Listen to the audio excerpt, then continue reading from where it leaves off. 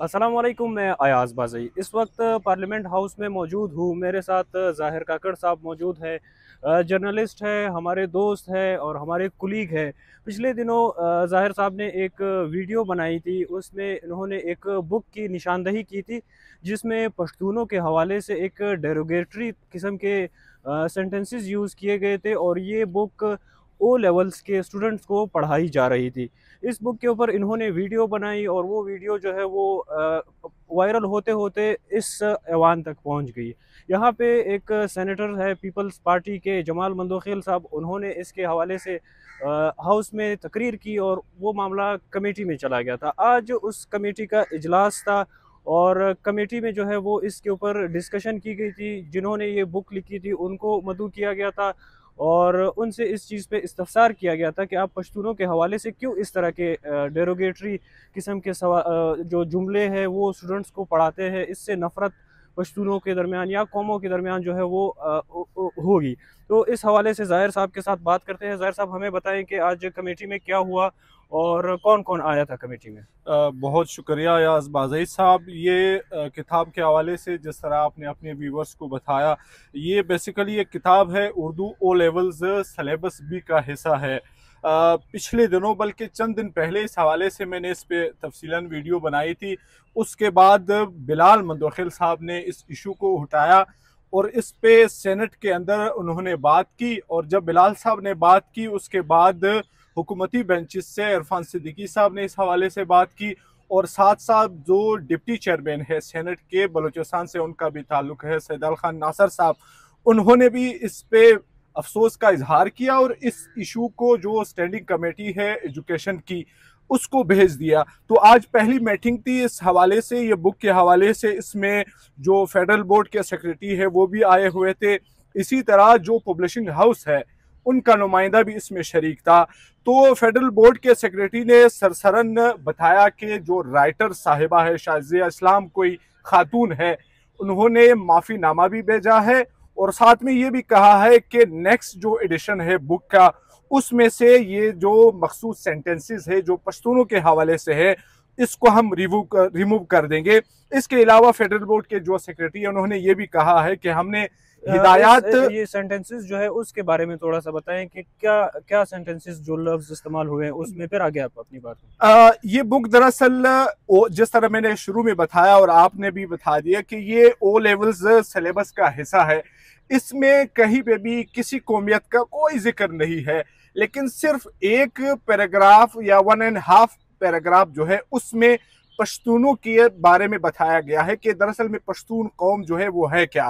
तो इसमें आगे जाके जो सो कॉल्ड राइटर साहिबा है वो लिखती है कि पश्तून जो है दरअसल इनके पास दो रास्ते हैं। खुसूसन उन्होंने बात की है कोहिस्तानी पश्तूनों की कि इनके पास दो रास्ते हैं, या तो ये लूट मार करेंगे या अपने बच्चों को जो है भूख से मार देंगे। और इसमें यह भी लिखा गया है कि पश्तून कौम में जो है जो गैरत की डेफिनेशन है उसमें यह शामिल है जो जितना बड़ा ढाका डाल सकता है वो उतना ही बहादुर है। इसके अलावा और भी सेंटेंसेस है। तो वापस आता हूं तफसील की तरफ। फेडरल बोर्ड के सेक्रेटरी ने बताया है कि हमने तमाम सूबों को बशमूल वफाक के जितने भी स्कूल्स हैं हाई लेवल के उनको बता दिया है कि फौरन से पहले इस बुक को रोक दिया जाए।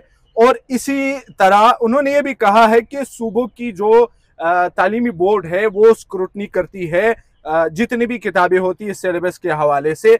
इसके अलावा अगर इस बुक से हट के मैं बात करूं, एक और किताब कल एक दोस्त ने अयाज साहब मुझे भेजी थी, उसमें एक अफसोसनाक स्टोरी है। वो भी कोई ऑक्सफोर्ड यूनिवर्सिटी प्रेस है, उन्होंने ये किताब जो है पब्लिश की है।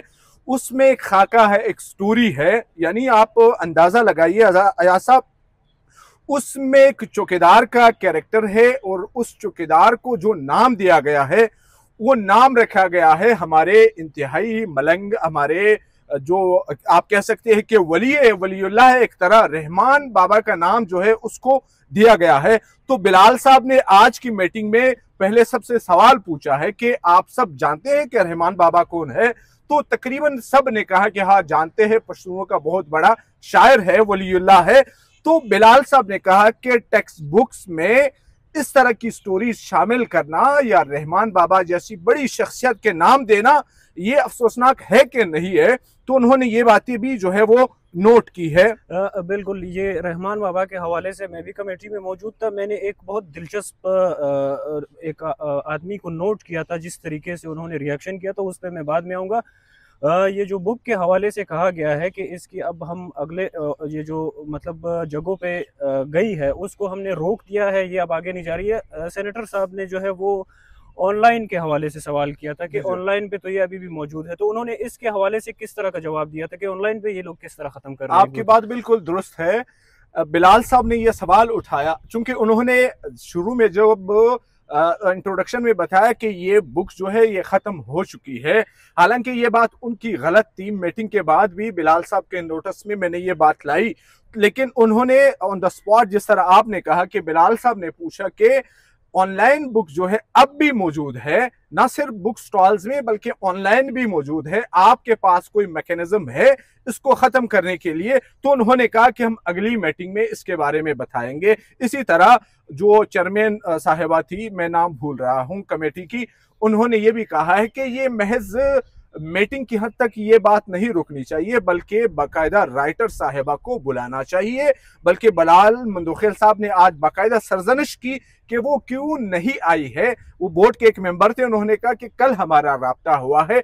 तो इस पर चेयरपर्सन साहिबा ने कहा कि न सिर्फ वो अगली मीटिंग में मौजूद होगी बल्कि उनको माफी मांगनी होगी और कमेटी के सामने मांगनी और होगी। अभी जो आपने माफी की बात की कि उन्होंने माफी मांगी है, वो किस तरीके से माफी मांगी है? कोई उसमें अनकंडीशनल माफी है या कंडीशंस रखे हुए हैं कि मैं इस बुनियाद पे जो है माफी मांग रही हूं? बोर्ड के जो मेंबर थे, फेडरल बोर्ड के, उन्होंने एक माफीनामा कमेटी के सामने रखा कि राइटर जो है शाजिया इस्लाम, उन्होंने इस हवाले से माफी मांगी है और ये भी कहा है कि नेक्स्ट एडिशन में हम इन सेंटेंसेस को जो है वो रिमूव कर देंगे। लेकिन जब वो माफीनामा मैंने पढ़ा, उसमें कोई माफी के हवाले से कोई बात नहीं थी और ये माफीनामा भी बाद में मैंने बिलाल साहब को दे दिया। मैंने कहा इस हवाले से कोई माफी का कोई लफ्ज नहीं है। तो बिलाल साहब ने इसमें भी कहा है कि उन्होंने एक तरह जो है वो गलत बयानी की है। नेक्स्ट मीटिंग में इस माफीनामे के हवाले से भी जरूर यानी उन्होंने पूछेंगे। बाकायदा तौर पर माफी नहीं मांगी? अभी जी जी अभी नहीं मांगी है, अगरचे उन्होंने रिटर्न में एक पीस ऑफ पेपर कहे वो भेजा है, लेकिन चेयरपर्सन साहिबा ने यहां तक कहा है कि नेक्स्ट मीटिंग में ना सिर्फ राइटर साहिबा मौजूद होगी बल्कि वो बाकायदा माफी मांगेंगे। एक और बात का अगर इजाफा कर दूं, बिलाल साहब ने इसके बाद कहा कि इसको जब तक ठीक ठाक सजा नहीं मिलती तब तक ये केस जो है इसको रोकना चाहिए, इस किताब को रोकना चाहिए, क्योंकि और भी केसेस है जिस तरह ये रहमान बाबा के हवाले से, या इसी तरह बिलाल साहब ने ये भी कहा कि इससे पहले भी बलोचों के हवाले से। बदकिस्मती से अयाज साहब, अगर मैं ये कहूं कि अक्सर इस तरह की किताबें जब निकलती है ये पंजाब सूबे की होती है। पंजाबी जो सो कॉल्ड राइटर्स है वो इस तरह के सेंटेंसेस अक्सर लिखते हैं, वो चाहे पश्तूनों के हवाले से हो या बलोचों के हवाले से हो। ये बिल्कुल मैंने आपको बताया था रहमान बाबा की, और जब वहाँ पे जिक्र आया था तो वहाँ पे सेनेटर साहब ने कहा था कि क्यों हमारे पश्तूनों को जो है वो चौकीदार के तौर पर ड्रामों में पेश किया जाता है, किताबों में पेश किया जाता है। तो मैं बिल्कुल वहाँ पे एक साइड पे बैठा हुआ था। ये जो आए हुए थे, जिन लोगों को बुलाया हुआ था, वो चाहे फेडरल बोर्ड से हो या HEC से हो या जो दीगर लोग थे, उन्होंने जब ये बात सुनी, उनमें से मैं एक को नोट कर रहा था और उनका नाम जो है वो सामने वाजे नहीं लिखा हुआ था। जब उन्होंने ये बात सुनी कि हमारे पश्तूनों को क्यों इस तरीके से जो है रहमान बाबा का नाम चौकीदार को दिया गया है या पश्तूनों को जो है वो चौकीदार के तौर पर हर जगह पेश किया जाता है, तो वहाँ पे एक बंदा बैठा हुआ था और बहुत एक डिसेंट लग रहा था, लेकिन उन्होंने जैसे ही ये बात सुनी तो उनको हंसी आई और वो हल्का सा जो है वो साइड पे होकर हंस रहे हैं कि मतलब वाह ये तो बहुत अच्छा हो रहा है। मतलब ये माइंडसेट है पूरे पंजाब के अंदर, या मतलब जो दीगर सूबों है उनके हवाले से ये एक माइंडसेट पाया जाता है कि हमने इनको ड्रामों में भी इसी तरह दिखाना है, हमने इनको किताबों में भी इसी तरह दिखाना है, हमने इन लोगों को यहाँ पे मीटिंग्स में भी इस तरह डेरोगेटरी किस्म के जो है वो अपने एक्सप्रेशंस या रिएक्शन देकर उनको इसी तरह दबाना है। आपकी बात बिल्कुल दुरुस्त है। ये जिस बंदे का आप जिक्र कर रहे हैं मैंने नोट तो नहीं किया है, लेकिन ये माइंडसेट है। आपकी बात बिल्कुल दुरुस्त है और ये माइंडसेट हमने देखी है कॉलेज लेवल पे, यूनिवर्सिटी लेवल पे, ड्रामों पे, इवन यानी आप इससे अंदाजा लगाएं जो PTV है एक सरकारी चैनल पे, यानी मैं और आप जिस कॉलेज से पढ़े हैं ICB से, वो वहां पे टीचिंग करते थे, वो सो कॉल्ड शायर हो, सो कॉल्ड टीचर, उन्होंने PTV के ऊपर बैठ के पश्तूनों का मजाक उड़ाया है। तो ये बात आपकी बिल्कुल दुरुस्त है कि ये एक माइंडसेट है और इस माइंडसेट को जो है हमने भरपूर जवाब देना है। और आपके जो व्यूवर्स हैं उनसे मैं रिक्वेस्ट करूंगा, खसूसन जो पश्तो और बलोची बोलने वाले हैं या बरावी वगैरह, यानी हमारे बेल्ट से जो आपके व्यूवर्स हैं, उनको भरपूर जो है वो जवाब देना चाहिए, ताकि बिलाल साहब या बाकी हमारे बेल्ट के जो नुमाइंदे हैं वो जो है इस पे भरपूर तरीके से और सही फोरम पे इस हवाले से बात कर सके। आखिरी सवाल, अब इस कमेटी से क्या रिजल्ट निकला है और आगे के लिए क्या लाहे अमल दिया गया है? आखिरी में चंद अल्फाज में मुझे ये बताओ। कमेटी ने फिलहाल, मतलब कमेटी को जो बताया गया है कि फिलहाल इस बुक को जो है वो रोक दिया गया है। राइटर साहिबा को जो है वो नेक्स्ट मीटिंग में बुलाएंगे।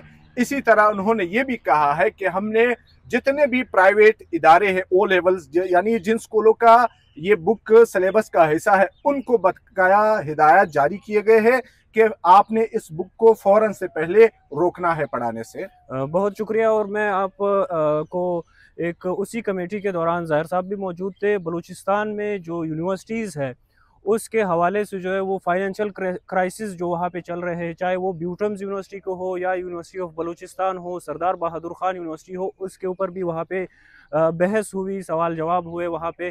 तो HEC के जो चेयरमैन है मुख्तार साहब, वो भी मौजूद थे। उन्होंने भी बात की कि यूनिवर्सिटीज़ में जो है वो मिस गवर्नेंस होती है, वहाँ पे VCs जो है एक्टिंग VCs के ऊपर जो है वो चलाया जा रहा होता है और मनपसंद भर्तियाँ की जाती है। वो अपने आप को जो है वो इस काबिल नहीं बनाते कि वो अपनी अर्निंग खुद कर सके या अपना जो उन लोगों का एक्सपेंडिचर है वो खुद बर्दाश्त कर सके, लिहाजा वो यूनिवर्सिटियों के ऊपर बोझ होते हैं। मुख्तार साहब ने ये भी कहा था कि बलूचिस्तान की एक यूनिवर्सिटी है, उनका 14 अरब तकरीबन लाइबिलिटीज़ है उनके ऊपर, वो अपना खुद कुछ नहीं जनरेट कर पा रहे और सारा बोझ जो है वो हुकूमत के ऊपर है। इसके साथ साथ वो ये भी फरमा रहे थे कि HEC सिर्फ एक रेगुलेटरी इदारा है, हुकूमत से पैसे लेकर यूनिवर्सिटीज़ को देता है या हुकूमत के अहकामात पर पॉलिसीज़ बनाकर यूनिवर्सिटियों में इम्प्लीमेंट करवाता है। इसके अलावा जो यूनिवर्सिटीज़ है वहाँ पे इस तरीके से जो फाइनेंशियल क्राइसिस चल रही है उसको एड्रेस करने के लिए भी यहाँ पे बात हुई और उनको ये बताया गया है कि आप हमारे लिए एक पॉलिसी बनाएं ताकि हम उसको आगे परसू कर सकें और इन मसाइल को